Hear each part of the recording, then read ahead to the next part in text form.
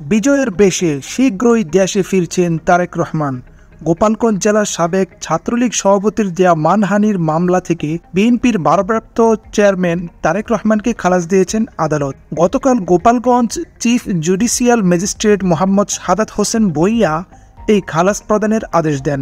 উল্লেখ্য, গত 2014 সালের 17 ডিসেম্বর বিএনপির ভারপ্রাপ্ত চেয়ারম্যান তারেক রহমান শেখ হাসিনা সহ আওয়ামী লীগকে কটূক্তি করায় তৎকালীন গোপালগঞ্জ জেলা ছাত্রলীগের সভাপতি আব্দুল হামিদ বাদী হয়ে ওই বছরের 11 ডিসেম্বর সিনিয়র জুডিশিয়াল ম্যাজিস্ট্রেট আদালতে একটি মানহানি মামলা দায়ের করেন।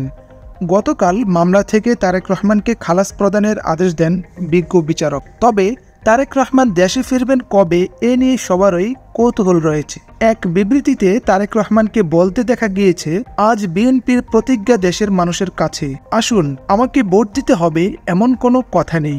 আপনার ভোট আপনি দিবেন, যাকে ইচ্ছে তাকে দিবেন, কিন্তু আমাকে সহযোগিতা করবেন যাতে করে আমি আপনাদের ভোটের অধিকার আপনাদেরকে ফিরিয়ে দিতে পারি।